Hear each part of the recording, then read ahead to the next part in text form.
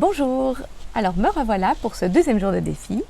Alors aujourd'hui j'avais envie de partager avec vous une théorie qui est pour moi fondamentale pour poser vraiment les bases de tout apprentissage.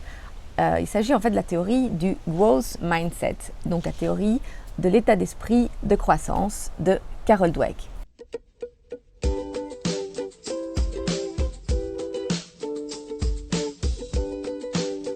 Donc Carol Dweck en fait c'est une psychologue et chercheure de l'université de Stanford et elle a étudié le comportement et l'état d'esprit des gens et leur impact sur leur réussite.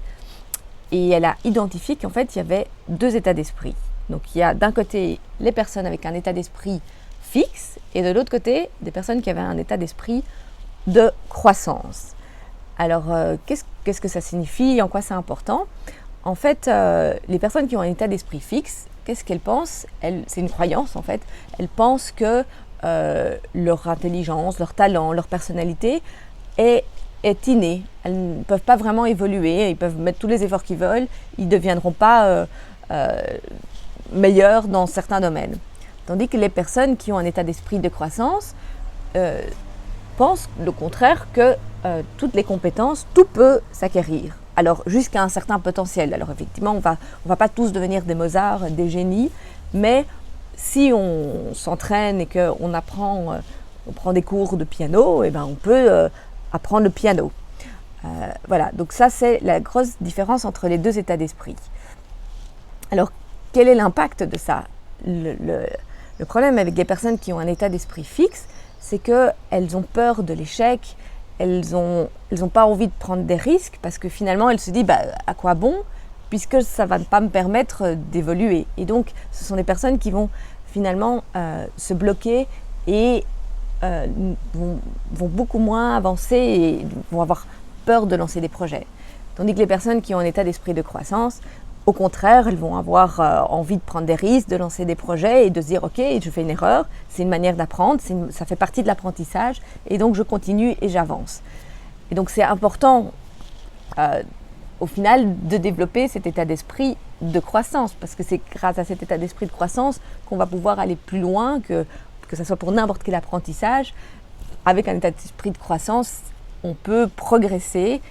Donc c'est vraiment, quand j'explique, c'est une croyance que les personnes ont et ces croyances, elle est pas née à la naissance en fait. Donc en fait, quand on a tous un état d'esprit de croissance. Le petit bébé qui essaye de marcher, au début, il va tomber, mais il va se relever, il va pas se dire un jour, non, finalement, je crois pas que je vais y arriver parce que je dois pas avoir le don de la marche, donc tant pis, j'arrête. Non, le bébé, il va persévérer, il va tomber, il va se relever et il va y arriver. Et c'est après, à l'école, à la maison, l'environnement, la société, les petites phrases qu'on va dire aux enfants qui vont forger petit à petit cet état d'esprit fixe. Moi personnellement, je crois que j'avais développé un état d'esprit fixe assez prononcé et parfois avec les personnes autour de moi avec une très bonne intention. On m'a beaucoup complimenté quand j'étais petite, Dorothée, tu as des capacités, tu as intelligence. Et en fait, ces petites phrases, finalement, au lieu de développer ma confiance en moi et voilà, ça a limité en fait mon état d'esprit en me disant mais si je n'arrive pas par exemple à faire du piano, c'est que c'est pas pour moi et donc je vais pas persévérer là-dedans. Et donc voilà, ça a peut-être mis des barrières à certains moments dans ma vie et je me suis rendu compte de ça personnellement et que j'étais en train de reproduire le même schéma pour mes enfants.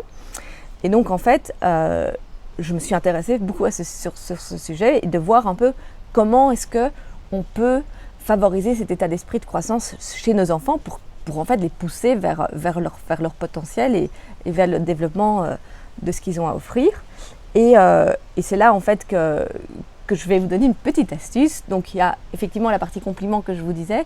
Il vaut mieux en fait, au lieu de complimenter nos enfants sur le résultat en disant bravo, tu es intelligent, tu es fort en maths, plutôt il faut l'encourager et valoriser les progrès et les efforts qu'il a mis en œuvre, les stratégies qu'il a mis en œuvre pour arriver à ce résultat.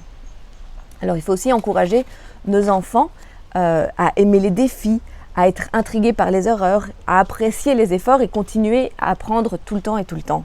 Alors je vais vous donner ma petite astuce que Carol Dweck nous a transmis dans un super TED Talk que je vous recommande d'aller voir, qui est la puissance du mot « encore ».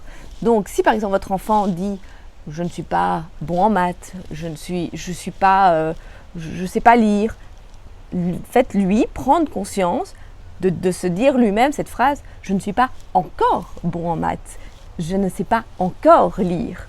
Et de cette manière, petit à petit, il va se projeter dans une perspective à plus long terme et une perspective de progression et de se dire « mais je peux y arriver, je vais y arriver ». Voilà, ça c'était ma petite astuce du jour. Voilà, j'espère que ça vous a parlé, que je ne sais pas si vous aviez déjà conscience de ces états d'esprit. Vous pouvez me mettre en commentaire si vous avez d'autres astuces à partager pour faire prendre conscience de cet état d'esprit à vos enfants. Et je vous dis à demain pour une autre vidéo. Bonne journée!